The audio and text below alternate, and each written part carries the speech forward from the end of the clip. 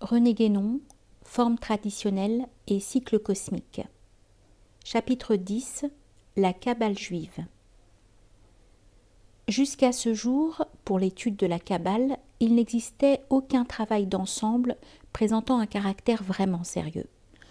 En effet, le livre d'Adolphe Frank, malgré sa réputation, montrait surtout à quel point son auteur, imbu des préjugés universitaires et de plus complètement ignorant de l'hébreu, était incapable de comprendre le sujet qu'il s'était efforcé de traiter. Quant à certaines compilations aussi indigestes que fantaisistes, comme celle de Papus, mieux vaut ne pas en parler. Il y avait donc là une regrettable lacune à combler, et il nous paraissait que l'important travail de M. Paul Vuillot aurait dû être précisément destiné à cet effet. Mais bien que ce travail ait été fait très consciencieusement et bien qu'il contienne beaucoup de choses intéressantes, nous devons avouer qu'en le lisant, nous avons éprouvé une certaine déception. Cet ouvrage, dont nous aurions été heureux de pouvoir recommander la lecture sans réserve, ne donne pas ce que semblait promettre son titre très général, et le contenu du livre est loin d'être sans défaut. À vrai dire, le sous-titre « D'essais critiques » aurait pu déjà nous mettre en garde quant à l'esprit dans lequel ce livre a été conçu, parce que nous ne savons que trop ce qu'il faut entendre par ce mot « critique » quand il est employé par les savants officiels.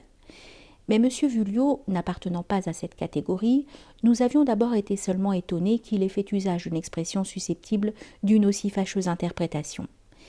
Par la suite, nous avons mieux compris l'intention que l'auteur avait, par ce moyen, voulu faire entrevoir. Cette intention, nous l'avons trouvée très nettement exprimée dans une note où il déclare s'être assigné un double but. Nous le citons. Traiter de la Kabbale et de son histoire, puis exposer en même temps la méthode scientifique, selon laquelle travaillent des auteurs pour la plupart favorablement connus. Fin de citation. Ainsi, donc, il ne s'agissait pas pour lui de suivre les auteurs en question ni d'adopter leurs préjugés, mais au contraire de les combattre, ce dont nous ne pouvons que le féliciter. Seulement, il a voulu les combattre sur leur propre terrain et en quelque manière avec leurs propres armes. Et c'est pour cela qu'il s'est fait, pour ainsi dire, le critique des critiques même. En effet, lui aussi se place au point de vue de la pure et simple érudition. Mais bien qu'il l'ait fait volontairement, on peut se demander jusqu'à quel point cette attitude a été vraiment habile et avantageuse. M. Vuillot se défend d'être kabbaliste, et s'en défend avec une insistance qui nous a surpris et que nous ne comprenons pas très bien. Serait-il donc de ceux qui se font une gloire d'être profanes et que jusqu'à maintenant nous n'avions rencontré surtout que dans les milieux officiels, et vis-à-vis de qui il a donné des preuves d'une juste sévérité? Il va même jusqu'à se qualifier de simple amateur. En cela, nous voulons croire qu'il se calomnie lui-même. Ne se prive-t-il pas ainsi d'une bonne partie de cette autorité qui lui serait nécessaire vis-à-vis d'auteurs dont il discute les assertions? Du reste, ce parti pris de considérer une doctrine du point de vue profane, c'est-à-dire de l'extérieur, nous semble exclure toute possibilité d'une compréhension profonde. Et de plus, même si cette attitude n'est qu'affectée, elle n'en sera pas moins regrettable, puisque bien qu'avant atteint pour son propre compte la dite compréhension, il s'obligera ainsi à ne rien faire paraître et l'intérêt de la partie doctrinale s'en trouvera fortement diminué. Quant à la partie critique, l'auteur fera plutôt figure de polémiste que de juge qualifié, ce qui constituera pour lui une évidente infériorité. Par ailleurs, 2 buts pour une seule œuvre, c'est probablement un de trop. Et dans le cas de M. Vuillot, il est bien regrettable que le second de ses buts, tels qu'ils sont signalés plus haut, lui fasse trop souvent oublier le premier qui était pourtant et de beaucoup le plus important.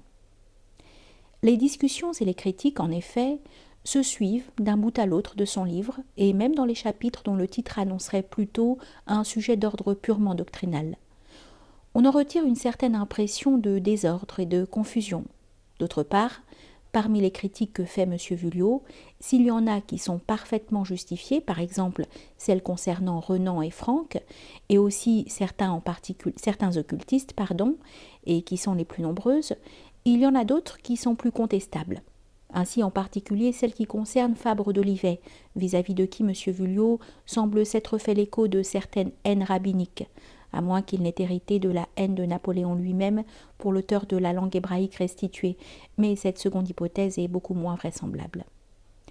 De toute façon, et même s'il s'agit des critiques les plus légitimes, de celles qui peuvent utilement contribuer à détruire des réputations usurpées, n'aurait-il pas été possible de dire les mêmes choses plus brièvement, et surtout plus sérieusement et d'un ton moins agressif ? L'ouvrage y aurait certainement gagné d'abord parce qu'il n'aurait pas eu l'apparence d'un ouvrage de polémique, aspect qu'il présente trop souvent et que des gens mal intentionnés pourraient facilement utiliser contre l'auteur, et ce qui est plus grave, l'essentiel aurait été moins sacrifié à des considérations, qui en somme ne sont qu'accessoires et d'un intérêt assez relatif. Il y a encore d'autres défauts regrettables. Les imperfections de la forme sont parfois gênantes. Nous ne voulons pas parler seulement des erreurs d'impression qui sont extrêmement nombreuses et dont les errata ne rectifient qu'une infime partie, mais des trop fréquentes incorrections qu'il est difficile, même avec une forte dose de bonne volonté, de mettre sur le compte de la typographie. Il y a ainsi différents lapsus qui viennent vraiment mal à propos. Nous en avons relevé un certain nombre et ceci, chose curieuse, se trouve surtout dans le second volume, comme si celui-ci avait été écrit plus hâtivement. Ainsi, par exemple, Franck n'a pas été professeur de philosophie au collège Stanislas, mais au collège de France, ce qui est fort différent. Ainsi, M. Vulliot écrit Capelle, C-A-2-P-E-L-2-L-E, C-A-2-P-E-2-L-E, et parfois également Capelle, C-A-P-E-L-E, l'hébraïsant Louis Capelle, dont nous pouvons rétablir le nom exact avec d'autant plus de sûreté qu'en écrivant cet article, nous avons sous les yeux sa propre signature. M. Vulliot n'aurait-il donc vu ce nom que sous une forme latinisée ? Tout ceci n'est pas grand-chose, mais par contre, à la page 26, il est question d'un nom divin de 26 lettres, et on trouve par la suite que ce même nom en a 42. Ce passage est vraiment incompréhensible, et nous nous demandons s'il n'y a pas là quelque omission. Nous indiquerons encore une autre négligence du même ordre, mais qui est d'autant plus grave qu'elle est cause d'une véritable injustice. Critiquant un rédacteur de l'Encyclopédie britannique, M. Vulliot termine avec cette phrase. Nous le citons. « On ne pouvait pas s'attendre à une solide logique de la part d'un auteur qui, dans le même article, estime qu'on a trop sous-estimé les doctrines kabbalistiques, et que, en même temps, le Zohar est un farrago of absurdity. » Les mots anglais ont été cités par M. Vulliot lui-même. Or, overestimated ne veut pas dire sous-estimé, qui serait underestimated, mais bien au contraire surestimé, qui est précisément le contraire. Et ainsi, quelles que soient d'ailleurs les erreurs contenues dans l'article de cet auteur, la contradiction qu'on lui reproche ne s'y trouve en réalité en aucune façon. Assurément, ces choses-là ne sont que des détails, mais quand on se montre aussi sévère envers les autres et toujours prêt à les prendre en défaut, ne devrait-on pas s'efforcer d'être irréprochable ? Dans la transcription des mots hébraïques, il y a un manque d'uniformité qui est vraiment déplaisant. Nous savons bien qu'aucune transcription ne peut être parfaitement exacte, mais au moins, quand on a adopté une, quelle qu'elle soit, il serait préférable de s'y tenir d'une façon constante. De plus, il y a des termes qui semblent avoir été traduits beaucoup trop hâtivement et pour lesquels il n'aurait pas été difficile de trouver une interprétation plus satisfaisante. Nous en donnerons tout de suite un exemple assez précis. À la page 49 du tome 2 est représentée une image de Téraphin sur laquelle est inscrit, entre autres, le mot « lose », L-U-Z. M. Vulliot a reproduit les différents sens du verbe « lose » donné par Buxtorf, faisant suivre chacun d'eux d'un point d'interrogation, tellement il lui semblait peu applicable. Mais il n'a pas pensé qu'il existait également un substantif « lose », lequel signifie ordinairement « amande » ou « noyau », et aussi « amandier » parce qu'il désigne en même temps l'arbre et son fruit. Or, ce même substantif est, dans le langage rabbinique, le nom d'une petite partie corporelle indestructible à laquelle l'âme resterait liée après la mort. Et il est curieux de noter que cette tradition hébraïque a très probablement inspiré certaines théories de Leibniz. Ce dernier sens est certainement le plus plausible, et il est d'autre part confirmé pour nous par la place même que le mot « lose » occupe sur la figure. L'auteur a parfois le tort d'aborder incidemment des sujets sur lesquels il est évidemment beaucoup moins informé que sur la Kabbale, et dont il aurait bien pu se dispenser de parler, chose qui lui aurait évité certaines méprises, qui, pour excusables qu'elles soient, étant donné qu'il n'est guère possible d'avoir la même compétence dans tous les domaines, ne peuvent que nuire à un travail sérieux. C'est ainsi que nous avons trouvé un passage où il est question d'une soi-disant théosophie chinoise, dans laquelle nous avons eu quelque peine à reconnaître le taoïsme, qui naît de la théosophie selon aucune des acceptions de ce mot, et dont le résumé, fait, nous ne savons pas trop sur la base de quelle source, parce qu'ici manque justement la référence, est éminemment fantaisiste. Par exemple, la nature active Tian, qui veut dire le ciel, y est mise en opposition avec la nature passive Quen, qui signifie terre. Or, Quen n'a jamais signifié la terre, et les expressions nature active et nature passive font beaucoup moins penser à des conceptions de l'Extrême-Orient qu'à la nature naturante et à la natura naturata de Spinoza.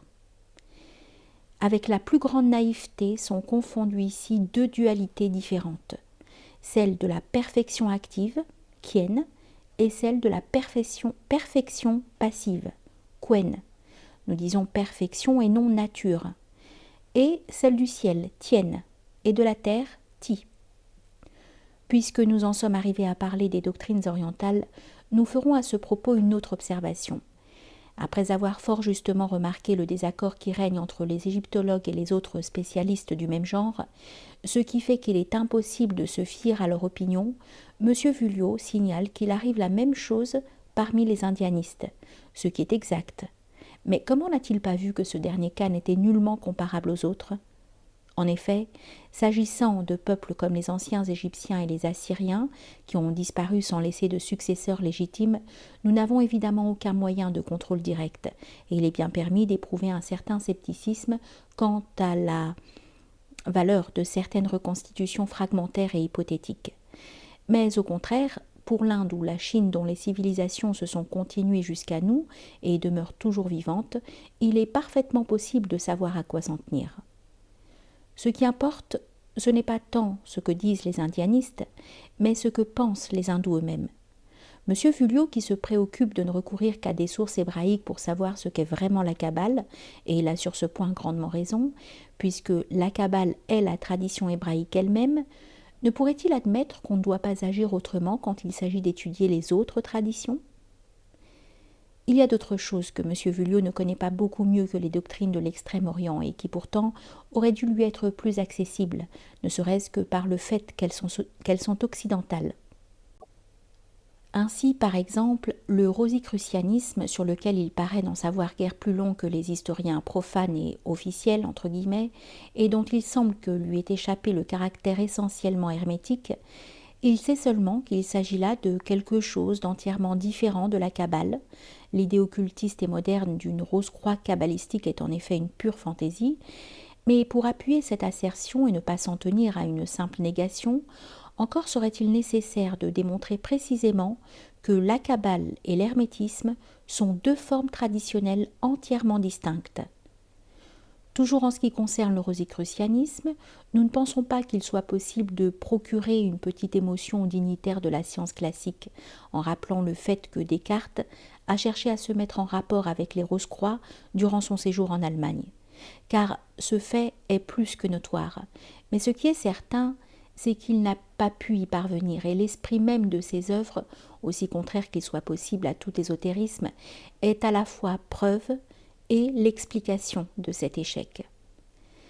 Il est surprenant de voir citer comme l'indice d'une possible affiliation de Descartes à la fraternité une dédicace, celle de Thesaurus Mathematicus, qui est manifestement ironique, et où, au contraire, on sent tout le dépit d'un homme qui n'avait pas pu obtenir l'affiliation qu'il avait cherchée.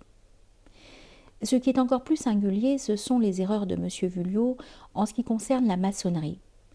Aussitôt après s'être moqué d'Eliphas Lévi, lequel a en effet accumulé les confusions quand il a voulu se mettre à parler de la Kabbale, M. Vuillot formule lui aussi, en parlant de la maçonnerie, des affirmations qui ne sont pas moins divertissantes. Citons le passage suivant destiné à établir qu'il n'y a aucun lien entre la Kabbale et la maçonnerie. Ouvrez les guillemets. Il y a une remarque à faire sur le fait de limiter la maçonnerie aux frontières européennes. La maçonnerie est universelle, mondiale. Est-elle également kabbalistique auprès des Chinois et des Nègres ? Fermez les guillemets. Certainement, les sociétés secrètes chinoises et africaines, les dernières se rapportent plus spécialement à celles du Congo, n'ont eu aucun rapport avec la Kabbale, mais n'en ont pas eu davantage avec la maçonnerie. Et si celle-ci n'est pas limitée aux frontières européennes comme il dit, c'est uniquement parce que les Européens l'ont introduite dans d'autres parties du monde. Et voici qui n'est pas moins curieux. Ouvrez les guillemets. Il dit « Comment s'explique cette anomalie si on admet que la maçonnerie est d'inspiration kabbalistique ?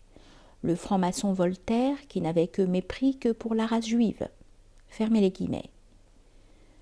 Monsieur Vulliot ignore donc que Voltaire ne fut reçu à la loge Les Neuf Sœurs qu'à titre purement honorifique, et 6 mois seulement avant sa mort.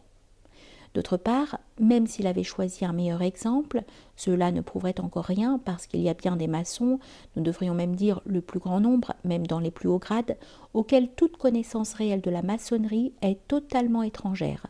Et nous pouvons inclure parmi ceux-ci certains dignitaires du Grand Orient de France que M. Vulliot, s'en laissant sans doute imposer par leur titre, cite bien à tort comme des autorités. Notre auteur aurait été mieux inspiré en invoquant à l'appui de sa thèse le fait qu'il existe en Allemagne et en Suède des organisations maçonniques dont les juifs sont rigoureusement exclus. Il faut croire qu'il n'en savait rien car il n'y fait pas la moindre allusion. Il est fort intéressant d'extraire de la note qui termine le même chapitre les lignes suivantes. Nous citons. Diverses personnes pourraient nous reprocher d'avoir raisonné, comme s'il n'y avait qu'une seule forme de maçonnerie. Nous n'ignorons pas les anathèmes de la maçonnerie spiritualiste contre le Grand Orient de France, mais tout bien pesé, nous considérons le conflit entre les deux écoles maçonniques comme une querelle de famille. Fermez les guillemets. Nous ferons observer qu'il n'y a pas seulement 2 écoles maçonniques, mais qu'il en existe un très grand nombre, que le Grand Orient de France, comme d'ailleurs celui d'Italie, n'est pas reconnu par les autres organisations parce qu'il rejette certains landmarks ou principes fondamentaux de la maçonnerie, ce qui constitue après tout une querelle entre guillemets assez sérieuse, tandis que entre les autres écoles, les divergences sont loin d'être aussi profondes. Quant à l'expression de maçonnerie spiritualiste, elle ne correspond à rien, attendu qu'elle n'est qu'une invention de certains occultistes, de ceux dont M. Vulliot est en général moins pressé d'accepter les suggestions.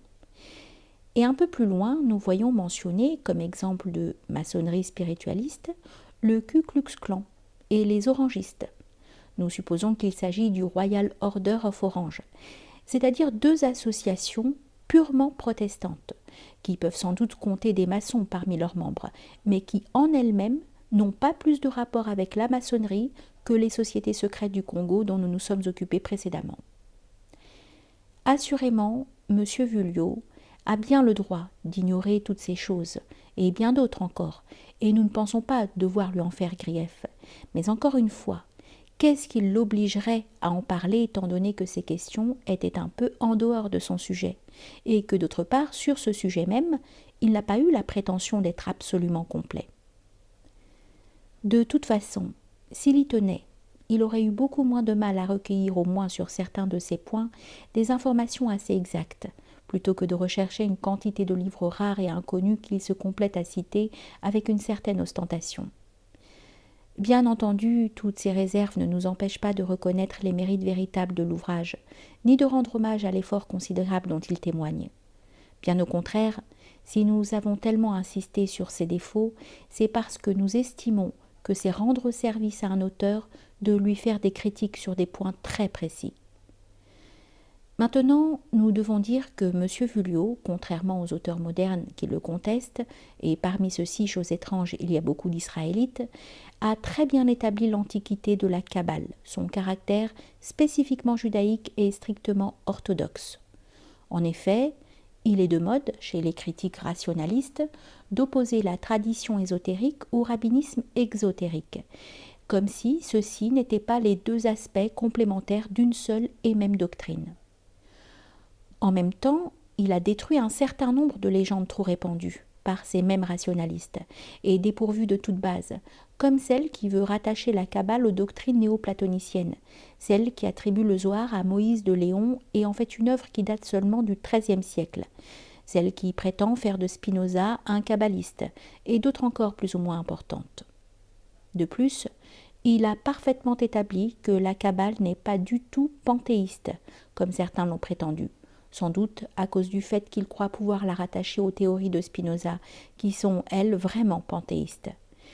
Et c'est très justement qu'il observe qu'on a fait un étrange abus de ce terme, qu'on applique à tort et à travers aux conceptions les plus variées, avec la seule intention de chercher à produire un effet d'épouvante. Et aussi, ajouterons-nous, parce qu'on se croit dispensé de toute discussion ultérieure. Cette absurde accusation est gratuitement et très fréquemment renouvelée contre toutes les doctrines orientales, mais elle produit toujours son effet sur certains esprits timorés, bien que ce mot de panthéisme, à force d'être utilisé abusivement, finisse par ne plus rien signaler. Quand donc comprendra-t-on que les dénominations qu'ont inventées les systèmes de philosophie moderne ne sont applicables qu'à ceux-ci exclusivement ? M. Vulliot montre encore qu'une prétendue philosophie mystique des Juifs, différente de la Kabbale, est une chose qui n'a jamais existé en réalité. Mais il a par contre le tort d'utiliser le mot mysticisme pour qualifier la dite Kabbale. Sans doute cela dépend du sens que l'on donne à ce mot, et celui qui l'indique, lequel en ferait à peu près un synonyme de gnose ou connaissance transcendante, serait soutenable si on n'avait à se préoccuper que de l'étymologie, car il est exact que mysticisme et mystère ont une même racine. Mais enfin, il faut bien tenir compte de l'usage établi qui en a modifié et restreint considérablement la signification. D'autre part, dans l'un ou dans l'autre de ces deux cas, il ne nous est possible d'accepter l'affirmation que le mysticisme est un système philosophique. Et si la Kabbale prend trop souvent chez M. Vulliot une apparence philosophique, c'est là une conséquence du point de vue extérieur auquel il a voulu se tenir. Pour nous, la Kabbale est beaucoup plus une métaphysique qu'une philosophie, et elle est bien plus initiatique que mystique. Nous aurons d'ailleurs un jour l'occasion d'exposer les différences essentielles qui existent entre la voie des initiés et la voie des mystiques, lesquelles, notons-le en passant, correspondent respectivement à la voie sèche et à la voie humide des alchimistes. Quoi qu'il en soit, les résultats variés que nous avons signalés pourraient être désormais considérés comme définitivement acquis si l'incompréhension de quelques prétendus savants ne venait toujours remettre tout en question en se reportant à un point de vue historique auquel M. Vulliot a accordé. Nous serions tentés de dire malheureusement, sans pourtant méconnaître l'importance relative. Beaucoup trop de place par rapport au point de vue proprement doctrinal. Au sujet de ce dernier, nous indiquerons, comme plus particulièrement intéressant dans le premier volume, les chapitres qui concernent Ansoph et les Séphirotes, la Shekinah et Métatron, bien qu'il eût été souhaitable d'y trouver davantage de développement et de précision, ainsi que dans celui où sont exposés les procédés kabbalistiques. En effet, nous nous demandons si ceux qui n'ont aucune connaissance antérieure de la Kabbale se trouveront suffisamment éclairés par leur lecture. À propos de ce qu'on pourrait appeler les applications de la Kabbale, qui, bien que secondaires par rapport à la doctrine pure, ne sont sûrement pas à négliger, nous mentionnerons dans le deuxième volume les chapitres consacrés aux rituels, ceux consacrés aux amulettes nouvelles ou du moins assez peu connues. En particulier, on peut trouver dans le chapitre 16 de nombreuses informations sur le côté social et politique qui contribuent pour une bonne part à donner à la tradition kabbalistique son caractère nettement et proprement judaïque. Tel qu'il se présente dans son ensemble, l'ouvrage de M. Vulliot nous semble surtout capable de rectifier un grand nombre d'idées fausses, ce qui est certainement quelque chose et même beaucoup, mais ce n'est peut-être pas suffisant pour un ouvrage aussi important qui veut être plus qu'une simple introduction. Si l'auteur en donne un jour une nouvelle édition, il serait souhaitable qu'il sépare aussi complètement que possible la partie doctrinale, qu'il diminue sensiblement la première partie et donne davantage d'extension à la seconde, Même si en agissant ainsi, il court le risque de ne plus passer pour le simple amateur au rôle duquel il a trop voulu se limiter. Pour terminer cet examen du livre de M. Vulliot, nous formulerons encore quelques observations au sujet d'une question qui mérite particulièrement l'attention et qui a un certain rapport avec les considérations que nous avons eu déjà l'occasion d'exposer, spécialement dans notre étude sur le roi du monde. Nous voulons parler de celle qui concerne la Shekinah et Métatron. Dans son sens le plus général, la Shekinah est la présence réelle de la divinité. La première chose que nous devons faire remarquer, c'est que les passages de l'Écriture où il est fait spécialement mention sont surtout ceux où il est question de l'institution d'un centre spirituel. La construction du tabernacle, l'édification des temples de Salomon et de Zorobabel, un tel centre constitué dans des conditions régulièrement définies, devrait être en effet le lieu de la manifestation divine, toujours représenté comme une lumière. Et bien que M. Vulliot nie tout rapport entre la Kabbale et la maçonnerie, tout en reconnaissant cependant que le symbole du grand architecte est une métaphore habituelle aux rabbins, l'expression de lieu très éclairé et très régulier que cette dernière a conservé semble bien être un souvenir de l'ancienne science sacerdotale qui présidait à la construction des temples et qui, du reste, n'était pas particulière aux Juifs. Il est inutile que nous abordions ici la théorie des influences spirituelles. Nous préférons cette expression à celle des bénédictions pour traduire l'hébreu berakot, d'autant plus que c'est le sens qu'a très nettement conservé en arabe le mot baraka. Mais même en considérant les choses à ce seul point de vue, il serait possible d'expliquer la parole d'Elias Lévi que M. Vulliot rapporte. Ouvrez les guillemets. Les maîtres de la Kabbale ont à ce sujet de grands secrets. Fermez les guillemets. Maintenant, la question est d'autant plus complexe que la Shekinah se présente sous des aspects multiples. Elle a deux aspects principaux, l'un intérieur et l'autre extérieur. Mais ici, M. Vulliot aurait pu s'expliquer un peu plus nettement qu'il ne l'a fait, d'autant plus que malgré son intention de ne traiter que de la Kabbale juive, il a signalé précisément les rapports entre les théologies juives et chrétiennes à propos de la Shekinah. Or, justement, il y a dans la tradition chrétienne une phrase qui désigne avec le maximum de clarté les deux aspects dont il parle. Gloria in excelsis Deo et in terra pax hominibus bonae voluntatis. Les mots gloria et pax se réfèrent respectivement à l'aspect interne par rapport au principe et à l'aspect extérieur par rapport au monde manifesté.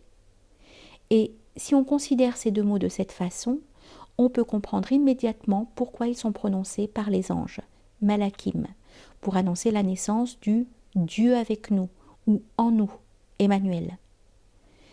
Il serait aussi possible pour le premier aspect de rappeler la théorie des théologiens sur la lumière de gloire dans laquelle et par laquelle s'accomplit la vision béatifique, in excelsis. Et pour le second aspect, nous dirons encore que la paix, dans son sens ésotérique, est indiquée partout comme l'attribut spirituel des centres spirituels établis en ce monde, Terra. D'autre part, le mot arabe Sekina, qui est de toute évidence identique au mot hébreu, se traduit par grande paix, laquelle est l'équivalent exact de la Pax Profunda des Rose-Croix. Et de cette façon, il serait sans doute possible d'expliquer ce que ceux-ci entendaient par le temple du Saint-Esprit. On pourrait de même interpréter d'une façon précise un certain nombre de textes évangéliques, d'autant plus que la tradition secrète concernant la Shekinah aurait quelque rapport avec la lumière du Messie. Est-ce donc sans intention que M. Vulliot, donnant cette dernière indication, dit qu'il s'agit de la tradition réservée à ceux qui poursuivent le chemin qui mène au Pardès, c'est-à-dire, comme nous l'avons expliqué ailleurs, au centre spirituel suprême? Ceci nous amène encore à une autre observation. Un peu plus loin, il est question d'un mystère relatif au jubilé, lequel se rattache dans un certain sens à l'idée de paix, et à ce propos on cite ce texte du Zohar. Ouvrez les guillemets. Le fleuve qui sort de l'Éden porte le nom de Jobel, comme celui de Jérémie. Il étendra ses racines vers les fleuves, d'où il résulte que l'idée centrale du jubilé est le retour de toutes choses à leur état primitif. Il est clair qu'il s'agit ici du retour à l'état primordial envisagé par toutes les traditions et dont nous avons eu à nous occuper dans notre étude sur Dante. Et quand on ajoute que le retour de toutes choses à leur premier état annoncera l'ère messianique, ceux qui auront lu cette étude pourront se rappeler ce que nous avons dit au sujet des rapports entre le paradis terrestre et la Jérusalem céleste. D'autre part, ce dont il s'agit ici, partout et toujours, dans les phases diverses de la manifestation cyclique, c'est du Pardès, le centre de ce monde, que le symbolisme traditionnel de tous les peuples compare au cœur, centre de l'être et résidence divine, Brahmapura dans la doctrine hindoue, comme le tabernacle, qui en est l'image, et qui pour cette raison est appelé en hébreu Mishkan, ou habitacle de Dieu, mot qui a la même racine que le mot Shekinah. À un autre point de vue, la Shekinah est la synthèse des séphirotes. Or, dans l'arbre séphirotique, la colonne de droite est le côté de la miséricorde et la colonne de gauche est le côté de la rigueur. Nous devons donc retrouver ces deux aspects aussi dans la Shekinah. En effet, si l'homme pêche et s'éloigne de la Shekinah, il tombe sous le pouvoir des puissances, Sarim, qui dépendent de la rigueur. Et alors la Shekinah est appelée main de la rigueur, ce qui rappelle immédiatement le symbole bien connu de la main de justice. Mais au contraire, si l'homme se rapproche de la Shekinah, il se libère, et la Shekinah est la main droite de Dieu, c'est-à-dire que la main de justice devient alors la main bénissante. Ce sont les mystères de la maison de justice, Beit Din, qui est encore une autre désignation du centre spirituel suprême. Et il est à peine besoin de faire observer que les deux côtés que nous avons considérés sont ceux où se répartissent les élus et les damnés dans les représentations chrétiennes du jugement dernier.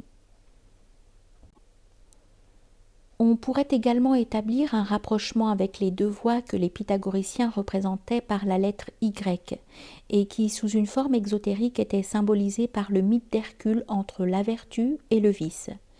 Avec les deux portes célestes et infernales qui, chez les latins, étaient associées au symbolisme de Janus, avec les deux phases cycliques ascendantes et descendantes qui, chez les hindous, se rattachaient semblablement au symbolisme de Ganesha. Enfin, il est facile de comprendre ainsi ce que signifient véritablement des expressions comme celle d'intention droite et de bonne volonté. Pax hominibus bonoe voluntatis, et ceux qui connaissent les nombreux symboles auxquels nous avons fait ici allusion verront que ce n'est pas sans raison que la fête de Noël coïncide avec le solstice d'hiver. Quand on a soin de laisser de côté toutes les interprétations extérieures, philosophiques et morales, qui leur ont été données depuis les stoïciens jusqu'à Kant. La Kabbale donne à la Shekinah un parèdre qui porte des noms identiques aux siens, qui possède par conséquent les mêmes caractères, et qui a naturellement autant d'aspects divers que la dite Shekinah. Son nom est Métatron, et ce nom est numériquement équivalent à celui de Shaddai, le Tout-Puissant, dont il est dit qu'il est le nom de Dieu d'Abraham.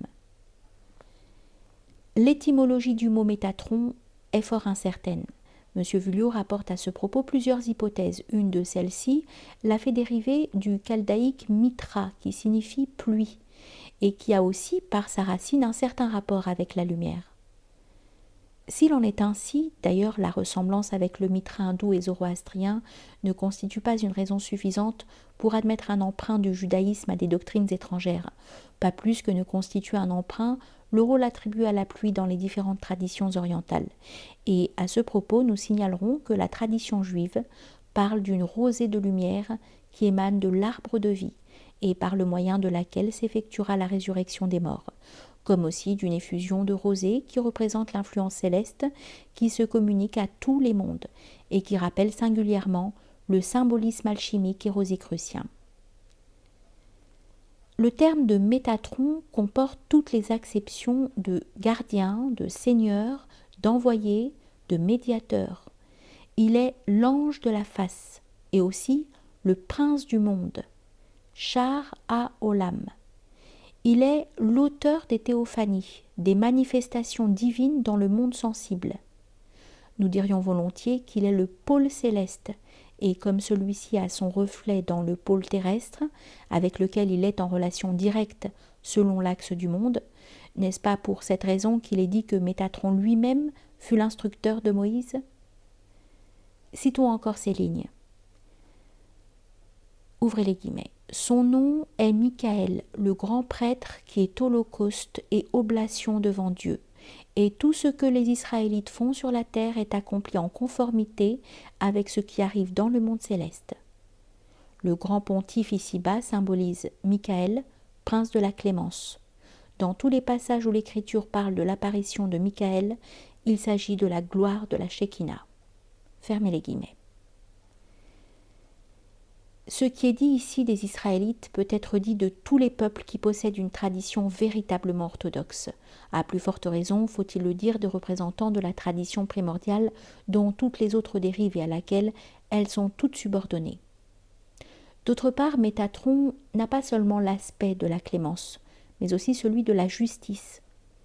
Dans le monde céleste, il n'est pas seulement le grand prêtre, mais aussi le grand prince, ce qui revient à dire qu'en lui se trouve le principe du pouvoir royal, aussi bien que du pouvoir sacerdotal ou pontifical, auquel correspond proprement la fonction de médiateur. Il faut observer également que Mélek, roi, et Maléak, ange, ou envoyé, ne sont en réalité que deux formes du même et unique mot. De plus, Malaki, mon envoyé, c'est-à-dire l'envoyé de Dieu, ou l'ange dans lequel est Dieu, Malaïk à Elohim, est l'anagramme de Michaël. Il convient d'ajouter que si Michaël s'identifie à Métatron comme nous l'avons vu, il n'en représente pourtant qu'un aspect. À côté de la face lumineuse, il y a aussi une face obscure et nous touchons ici à d'autres mystères. En effet, il peut sembler étrange que Samuel se nomme également Sar HaOlam. Et nous nous étonnons quelque peu que M. Vulliot se soit borné à enregistrer ce fait sans moindre commentaire. C'est ce dernier aspect, seulement celui-ci, qui, en un sens inférieur, est le génie de ce monde. Le princeps ujus mundi dont il est question dans l'Évangile. Et ce rapport avec Métatron dont il est comme l'ombre justifie l'emploi d'une même désignation d'un double sens et fait comprendre en même temps pourquoi le nombre apocalyptique 666 est aussi un nombre solaire.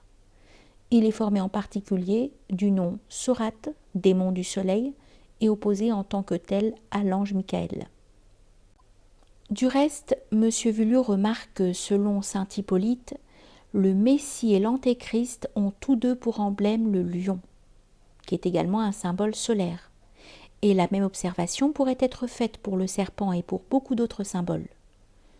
Du point de vue kabbalistique, c'est encore des deux faces opposées de Métatron qu'il s'agit. De manière plus générale, il y aurait lieu de développer sur cette question du double sens des symboles toute une théorie qui ne semble pas avoir été encore exposée nettement. Nous n'insisterons pas davantage, au moins pour le moment, sur ce côté de la question qui est peut-être un de ceux où l'on rencontre pour l'expliquer les plus grandes difficultés. Mais revenons encore à la Shekinah. Celle-ci est représentée dans le monde inférieur par la dernière des 10 séphirotes, qui est appelée Malkout, c'est-à-dire le règne, désignation qui est assez digne de remarque au point de vue où nous nous plaçons, autant que celle de Tzédek, le juste, qui en est parfois un synonyme. Et Malkout est le réservoir où affluent les eaux qui viennent du fleuve d'en haut, c'est-à-dire toutes les émanations, grâce aux influences spirituelles qu'elle répand en abondance. Ce fleuve d'en haut et les eaux qui en découlent nous rappellent étrangement le rôle attribué au fleuve céleste Ganga dans la tradition hindoue. Et on pourrait ainsi faire observer que la Shakti, dont Ganga est un aspect, ne manque pas d'une certaine analogie avec la Shekinah, ne serait-ce qu'en raison de la fonction providentielle qui leur est commune. Nous savons bien que l'exclusivisme habituel des conceptions judaïques ne se trouve pas très à l'aise avec de tels rapprochements, mais ils n'en sont pas moins réels, et pour nous, qui n'avons pas l'habitude de nous laisser influencer par certains préjugés, leur constatation présente un très grand intérêt, parce que c'est là une confirmation de l'unité doctrinale essentielle qui se dissimule sous l'apparente diversité des formes extérieures. Le réservoir des eaux célestes est naturellement identique au centre spirituel de notre monde. De là sourdent les 4 fleuves du Pardès, se dirigeant vers les 4 points cardinaux. Pour les Hébreux, ce centre spirituel est la colline sainte de Sion, à laquelle ils donnent l'appellation de cœur du monde, et qui devient de cette façon pour eux l'équivalent du Mérou des Hindous ou de l'Alborge des Perses. Ouvrez les guillemets. Le tabernacle de la sainteté est le Saint des Saints, lequel est le cœur du temple qui est lui-même le centre de Sion, de Jérusalem. Comme la Sainte Sion est le centre de la terre d'Israël, comme la terre d'Israël est le centre du monde. Fermez les guillemets. C'est aussi de cette manière que Dante présente Jérusalem comme le pôle spirituel, ainsi que nous avons eu l'occasion de l'expliquer. Mais quand on sort du point de vue proprement judaïque, ceci devient surtout symbolique et ne constitue plus une localisation au sens strict de ce mot. Tous les centres spirituels secondaires constitués en vue des différentes adaptations de la tradition primordiale à des conditions déterminées sont des images du centre suprême. Sion peut n'être en réalité qu'un de ces centres secondaires, et il peut malgré cela s'identifier symboliquement au centre suprême en vertu de cette analogie. Et ce que nous avons déjà dit ailleurs à propos de la Terre Sainte, qui n'est pas seulement la terre d'Israël, permettra de le comprendre plus facilement. Une autre expression très remarquable comme synonyme de Terre Sainte est celle de terre des vivants. Il est dit que la terre des vivants comprend 7 terres. Et M. Vulliot remarque à ce propos que cette terre est Canaan, dans laquelle il y avait 7 peuples. Sans doute ceci est exact au sens littéral, mais symboliquement, ces 7 terres ne correspondraient-elles pas aux 7 dvipas qui, selon la tradition hindoue, ont le Mérou pour centre commun? Et s'il en est ainsi, quand les mondes anciens ou les créations antérieures à la nôtre sont représentés par les 7 rois d'Édom, le nombre se trouvant ici en rapport avec les 7 jours de la Genèse, n'y a-t-il pas là une ressemblance trop fortement accentuée pour être accidentelle avec les ères des 7 manus comptés depuis le début du Kalpa jusqu'à l'époque actuelle? Nous ne donnons ces quelques réflexions que comme un exemple des conséquences qu'il est possible de tirer des données contenues dans l'ouvrage de M. Vulliot. Malheureusement, il est fort à craindre que la plus grande partie des lecteurs ne puissent s'en apercevoir et en tirer les conséquences par leurs propres moyens. Mais faisant suivre ainsi la partie critique de notre exposition d'une partie doctrinale, nous avons fait un peu, dans les limites auxquelles nous avons dû forcément nous borner, ce que nous aurions souhaité trouver chez M. Vulliot lui-même.